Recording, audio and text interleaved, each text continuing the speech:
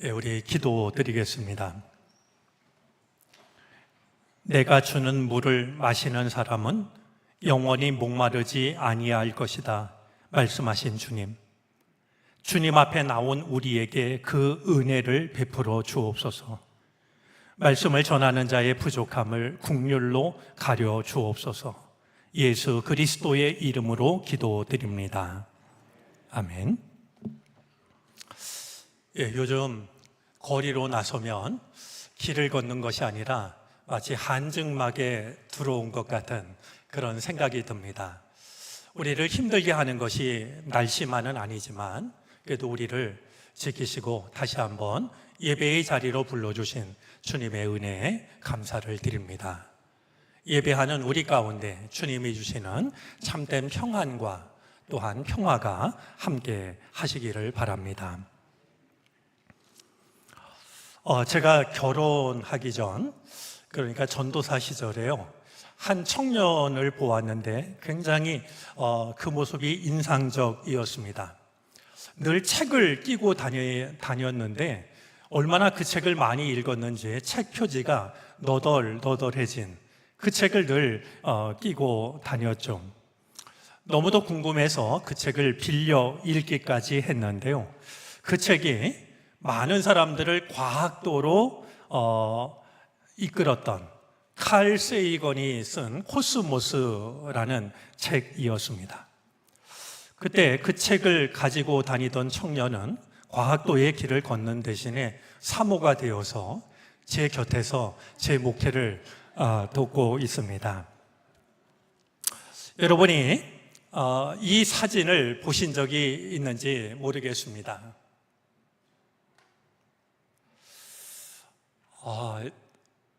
글쎄요, 얼마나 자세히 보일지 모르지만 그 말씀드린 칼 세이건이 저 한 점을 가리켜서 창백한 푸른 점이라 불렀던 바로 그 사진입니다. 저는 인류가 찍은 사진 중에 가장 의미 있고 위대한 사진을 한 장 고르라고 하면 이 사진을 고르고 싶습니다. 1979년 나사에서는요, 목성과 토성을 이제 탐사하기 위해서 보이저 1호를 이제 발사합니다. 과학자들 생각으로는 한 4년 동안 이 탐사선을 운영할 계획이었는데요, 이 탐사선이 계속해서 수리하는 과정을 거치면서 47년이 지난 지금까지도 이제 자료를 송출하고 있습니다. 그런 점에서 이 보이저 1호는 인간이 만든 탐사선 중에서 가장 오래 사용되고 있고 가장 멀리까지 간 탐사선이 됩니다. 지금 본 이 사진만 하더라도요, 이 사진을 찍을 때 보이저 1호와 지구 사이의 거리가 얼마쯤이었냐면 61억 킬로미터였습니다. 61km가 아니라 61억 킬로미터 밖에서 이제 이 사진을 찍었는데요, 당시 이 프로젝트에 참여한 칼 세이건이 반대하는 사람들을 설득해서 막 태양계를 벗어나려고 하는 이 보이저 1호 탐사선의 방향을 뒤로 돌렸습니다. 몹시 위험한 선택인데요, 이 칼 세이건이 그렇게 이제 주장을 했던 것은 지구를 찍기 위해서였습니다. 태양계를 막 벗어나기 직전에 위험을 무릅쓰고 탐사선의 방향을 뒤로 돌려가지고 우리가 살고 있는 지구를 찍은 건데 그게 바로 저 사진인 것이죠.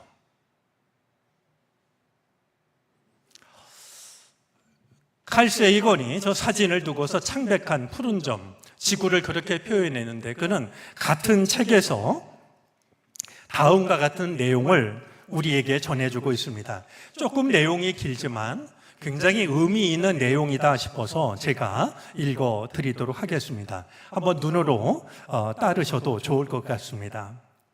이렇게 멀리 떨어져서 보면 지구는 특별해 보이지 않습니다. 하지만 우리 인류에게는 다릅니다. 저 점을 다시 생각해 보십시오. 저 점이 우리가 있는 이곳입니다. 저곳이 우리의 집이자 우리 자신입니다.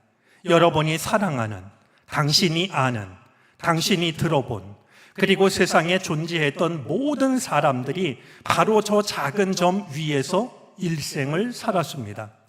우리의 모든 기쁨과 고통이 저 점 위에서 존재했고, 인류의 역사 속에 존재한 자신만만했던 수천 개의 종교와 이데올로기, 경제 체제가 수렵과 채집을 했던 모든 사람들이, 모든 영웅과 비겁자들이, 문명을 일으킨 사람들과 그런 문명을 파괴한 사람들이, 왕과 미천한 농부들이, 사랑에 빠진 젊은 남녀들, 엄마와 아빠들, 그리고 꿈 많던 아이들이, 발명가와 탐험가, 윤리 도덕을 가르친 선생님과 부패한 정치인들이, 슈퍼스타나 위대한 영도자로 불리던 사람들이, 성자나 죄인들이 모두 바로 태양 빛에 걸려 있는 저 먼지 같은 작은 점 위에서 살았습니다. 우주라는 광대한 스타디움에서 지구는 아주 작은 무대에 불과합니다. 인류 역사 속에 무수한 장군과 황제들이 저 작은 점의 극히 일부를, 그것도 아주 잠깐 동안 차지하는 영광과 승리를 누리기 위해 죽었던 사람들이 흘린 피의 강물을 한번 생각해 보십시오. 저 작은 픽셀의 한쪽 구석에서 온 사람들이 같은 픽셀의 다른 쪽에 있는 겉모습이 거의 분간도 안 되는 사람들에게 저지른 셀 수 없는 만행을 생각해 보십시오. 얼마나 잦은 오해가 있었는지, 얼마나 서로를 죽이려고 했는지, 그리고 그런 그들의 증오가 얼마나 강했는지 생각해 보십시오. 위대한 척하는 우리의 몸짓, 스스로 중요한 존재라고 생각하는 우리의 믿음, 우리가 우주에서 특별한 위치를 차지하고 있다는 망상은 저 창백한 파란 불빛 하나만 봐도 그 근거를 잃습니다. 우리가 사는 지구는 우리를 둘러싼 거대한 우주의 암흑 속에 있는 외로운 하나의 점입니다. 그 광대한 우주 속에서 우리가 얼마나 보잘것없는 존재인지 안다면 우리가 스스로를 파멸시킨다 해도 우리를 구원해 줄 도움이 외부에서 올 수 없다는 사실을 깨닫게 됩니다. 현재까지 알려진 바로는 지구는 생명을 간직할 수 있는 유일한 장소입니다. 적어도 가까운 미래에 우리 인류가 이주를 할 수 있는 행성은 없습니다. 잠깐 방문을 할 수 있는 행성은 있겠지만 정착할 수 있는 곳은 아직 없습니다. 좋든 싫든 인류는 당분간 지구에서 버텨야 합니다. 천문학을 공부하면 겸손해지고 인격이 형성된다고 합니다. 인류가 느끼는 자만이 얼마나 어리석은 것인지를 가장 잘 보여주는 것이 바로 우리가 사는 세상을 멀리서 보여주는 이 사진입니다. 제게 이 사진은 우리가 서로를 더 배려해야 하고 우리가 아는 유일한 삶의 터전인 저 창백한 푸른 점을 아끼고 보존해야 한다는 책임감에 대한 강조입니다. 칼 세이건의 이야기를 듣고 나면 우리가 얼마나 보잘것없는 존재인지, 그것을 얼마나 모르고 살아가는지를 다시 한번 돌아보게 됩니다. 우리가 믿음의 조상이라고 부르는 아브라함에게는 참으로 놀라운 점이 한 가지가 있습니다. 정말 내리기 어려운 결정을 너무나 쉽게 내리고 있는 모습입니다. 아마도 그 대표적인 것이 아들 이삭을 바치는 일일 겁니다. 100세 때 얻은 아들, 눈에 넣어도 아프지 않을 그 아들을 너무 사랑했던 것일까요? 그것을 하나님이 시샘하셨던 것일까요? 그 아들을 제물로 바치라고 하십니다. 제3자인 우리가 생각을 해도 도무지 이해가 되지 않는 너무도 과한 요구였습니다. 그런데 아브라함은 하나님의 명을 부정하지도 않고 하나님 앞에서 어디론가 숨어 버리지도 않습니다. 시간이 지나면 마음이 흔들릴까 그랬을까요? 이 사람 저 사람 만나서 이야기를 나누면 마음이 약해질까 봐 그랬을까요? 아브라함은 하나님께서 말씀하신 그 다음 날 이른 아침에 길을 떠납니다. 하나님께서 명하신 모리아 산을 향해서 말이죠. 창세기 22장 3절은 다음과 같이 기록하고 있습니다. 아브라함이 다음 날 아침에 일찍이 일어나서 나귀의 등에 안장을 얹었다. 정말로 어려운 일을 어렵지 않게 결정을 내리는 아브라함의 모습은 오늘 본문이 담긴 창세기 12장과 이어지는 다음 장인 13장에서도 찾아볼 수가 있습니다. 어느 날 하나님께서 아브라함에게 말씀하십니다. 이 대목에서 우리가 한 가지 염두에 두어야 할 일이 있는데 바로 이 장면이 성경에서 창세기에서 아브라함이 하나님을 처음으로 만나고 있는 장면이라는 사실입니다. 하나님이 아브라함에게 말씀하십니다. 너는 내가 살고 있는 땅과 내가 난 곳과 너의 아버지의 집을 떠나서 내가 보여주는 땅으로 가라. 아마 이 말씀은 우리가 이제까지 써왔던 개역 개정 성경이 훨씬 더 익숙할 것 같습니다. 너는 너의 고향과 친척과 아버지의 집을 떠나 내가 내게 보여줄 땅으로 가라. 떠나라고 하시면서 내가 지금 살고 있는 이곳에서 떠나라 라고 말씀해도 충분했을 것 같은데 하나님은 굳이 고향, 친척, 아비 집을 떠나라고 하심으로써 고향, 친척, 아버지의 집이 가지고 있는 의미가 무엇인지를 돌아보게 합니다. 고향은 익숙해진 모든 것들을 말합니다. 고향에 가면 눈을 감고도 내 집을 찾아갑니다. 익숙해진 모든 것을 떠나라고 말씀하신 것이죠.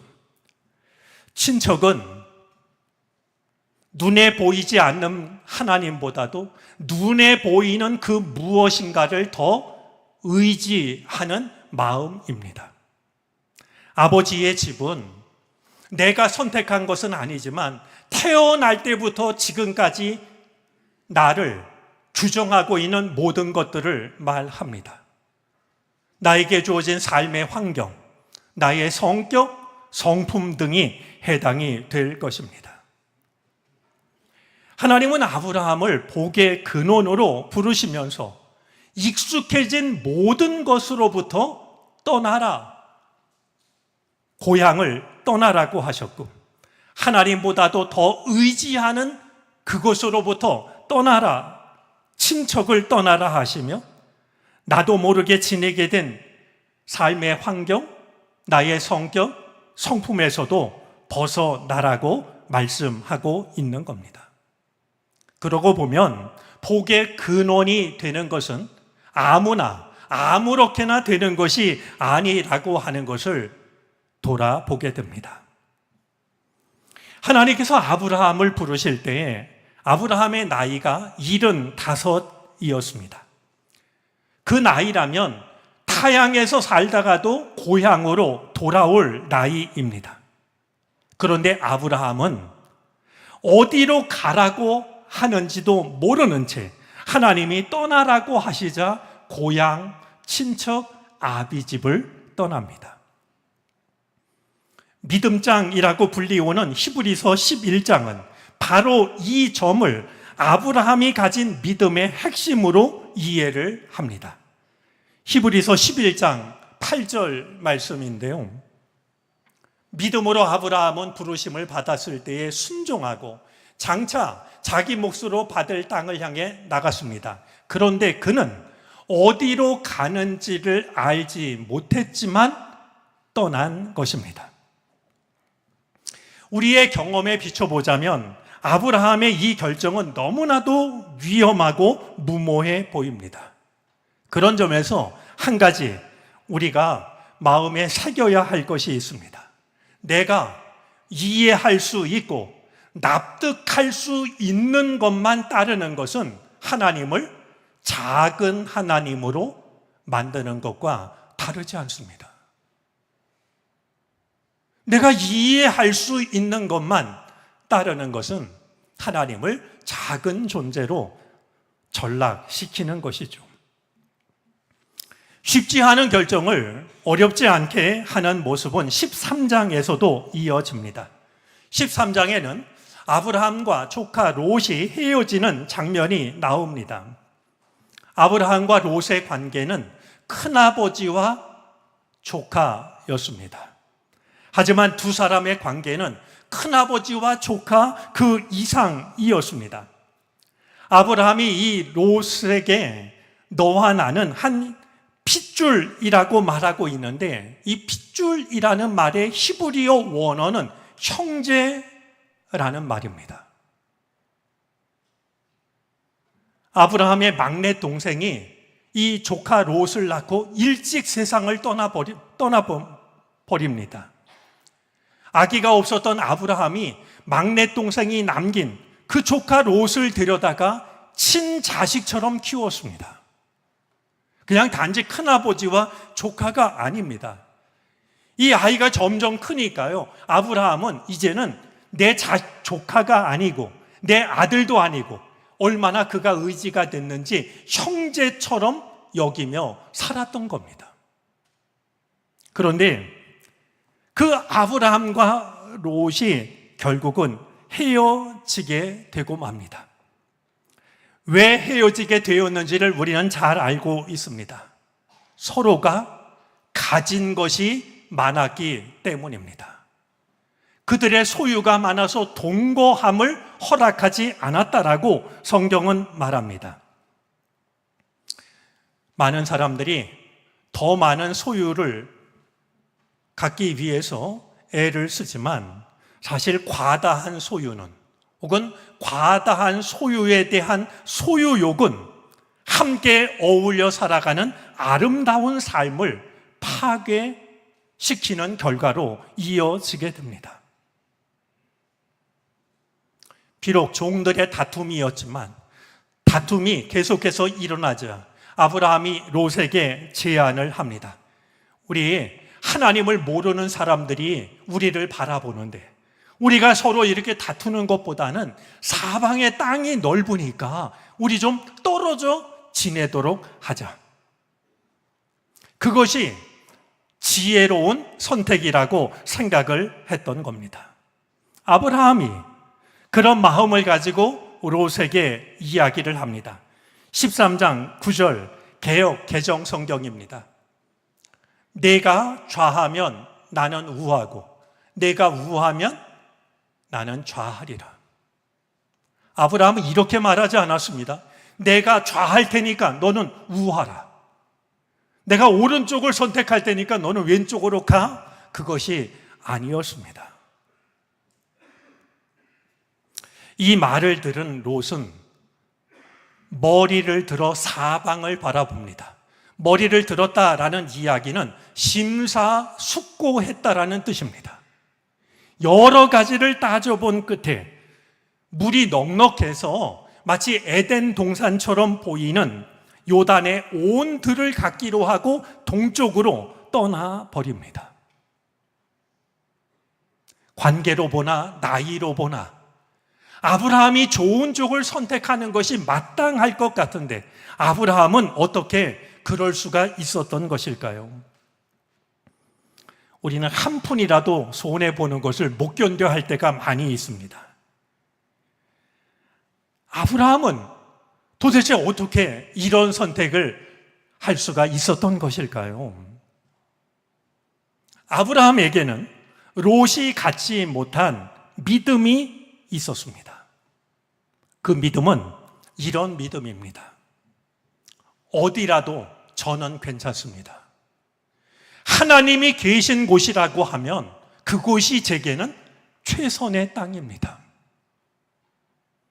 물이 많고 풀이 많은 그 땅이 아니라 하나님이 저와 함께 하신다면 그 땅이 제게는 가장 아름답고 가장 최선의 땅입니다. 이 믿음이 있었기 때문에 가능했던 일인 것이죠. 그러고 보면은요, 아브라함과 롯은 함께 살았지만 아브라함은 하나님과 동행을 하고 있었고 롯은 하나님과 동행하는 아브라함과 함께 살았을 뿐이었습니다. 여러분이 기도해 주신 덕분에 지난 수요일, 목요일 제주에서 열렸던 독서 캠프 잘 다녀왔습니다. 전국에 흩어져 있던 좋은 사람들이 모여서 정말 의미 있는 시간을 보냈습니다. 그 참석한 분 중에 한 분은요, 현직 판사셨는데요. 이번에 그 숲길을 걸으면서 좀 오랫동안 얘기를 나눴습니다.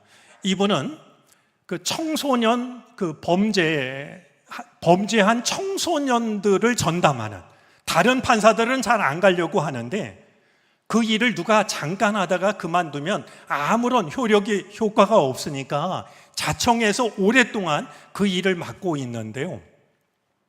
여러분, 청소년들이 우발적으로 뭔가 실수하거나 잘못하지 않습니까? 근데 이 아이들이요, 재범, 그래서 평생을 잘못된 그 삶을 살기가 너무 쉽다는 거예요. 이 판사께서 너무나 그게 안타까워가지고요, 그들과 이제 함께 사는 법을 고민하고, 그래서 지금도 기회가 되면은요, 멘토를 모집해가지고 그 비행 청소년들, 그냥 내버려두면 또다시 재범에 빠질 수 있는 그들과 때로는 2박 3일, 때로는 일주일 여행을 하면서 그들과 대화하고 말이죠, 그들을 바로잡아주는 일을 지금도 꾸준히 하고 계시더라고요. 제가 물었더니 멘토 역할을 맡는 이들이 부족하다는 거예요. 그래서 제가 내년에 한번 날짜를 맞춰서 꼭 우리 교회에 와서 그 얘기를 우리에게 들려주면 좋겠다. 우리 교우들도 그런 일에 좀 동참할 수 있는 분들이 참여하면 좋을 것 같으니 꼭 오시라 부탁을 드렸고, 기회가 주어지면 꼭 방문을 하겠다 대답을 했습니다. 그곳에서 여러분들도 좋아하지 싶은 화가 빈센트 반 고흐에 대한, 이제 그 접하지 못한 내용을 접하게 되었습니다. 1876년 10월 29일인데요. 영국 외곽에 있는 아이슬워스 지역의 한 감리 교회에서 23살의 젊은 전도사가 이 설교 제단에 서게 됩니다. 그는 네덜란드에서 홀로 영국으로 건너온 젊은이였는데요. 영국에 와서 가난한 이들, 노동자들, 그들을 돌보면서 몇 달째 여러 교회에 이제 이력서를 보냈습니다. 근데 아무도 이 젊은 사람을 받아주는 이가 없었습니다. 그러던 중에 존스 목사님이 이 빈센트 반 고흐에게 전도사 자리를 제안했습니다. 그래서 화가가 되기 전에 23살 난 이 빈센트 반 고흐가 설교 제단에 서서 생애 첫 번째 설교를 하게 되었던 겁니다. 그가 그날 본문으로 삼은 말씀은 시편 119편 19절이었습니다. 다음과 같은 말씀입니다. 나는 땅 위를 잠시 동안 떠도는 나그네입니다. 주님의 계명을 나에게서 감추지 마십시오. 이 본문을 가지고 그는 그날 이렇게 설교했습니다. 우리의 삶이 순례라는 것은 오래되고 훌륭한 신념입니다. 우리는 이 지상에서 이방인이지만 혼자가 아닌 까닭은 하나님 아버지가 우리와 함께하기 때문입니다. 우리는 순례자들입니다. 우리의 삶은 이 땅에서 하늘로 가는 긴 산책 혹은 여행입니다. 우리는 먼 곳에서 와서 멀리 가고 있습니다. 우리 삶의 여정은 지상 어머니의 품에서 하늘 아버지의 팔로 옮겨가는 것입니다. 23살 난 젊은이의 설교라고 하기에는 여전히 우리들의 마음을 울리는 부분이 있습니다. 미국의 시인인 마야 안젤루가 이렇게 노래한 적이 있습니다. 저는 여러분들이 이 말을 꼭 가슴에 품었으면 좋겠습니다. 우리 한번 한 시인이 말한 내용을 한번 같이 읽어보겠습니까?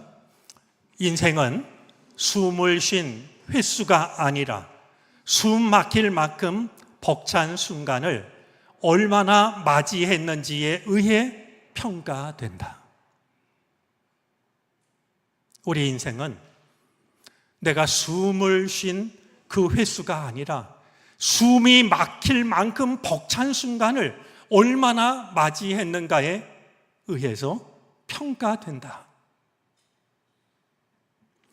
저는 아브라함을 부르신 하나님의 부르심을 이렇게 이해하고 싶습니다. 아브라함아, 나는 네가 큰 사람이 되기를 바란다. 지금의 너보다도 큰 사람이, 익숙한 것들로부터 벗어나렴. 이것이 복의 의미가 아닐까요? 우리 모두 삶의 환경이 만들어낸 지금의 나보다도 고향, 친척, 아버지의 집, 그것에 만들어진 지금의 나보다도 더 큰 사람으로 살아갈 수 있었으면 좋겠습니다. 바로 그것이 하나님께서 우리를 부르신 이유 아니겠습니까? 어떻게 더 큰 내가 될 수 있을지를 우리가 잘 알지 못한다 할지라도 한 가지 분명한 사실은 그 일이 하나님의 말씀을 따름으로 시작되었다라는 사실을 아브라함은 우리에게 보여주고 있습니다. 하나님의 말씀을 따름으로 고향 친척 아비집이 만들어낸 지금의 나보다도 나로 인하여 다른 사람들에게 하나님의 복이 나누어지는 더 큰 나로 살아가는 은혜가 우리 모두에게 함께 하시기를 바랍니다. 기도드리겠습니다.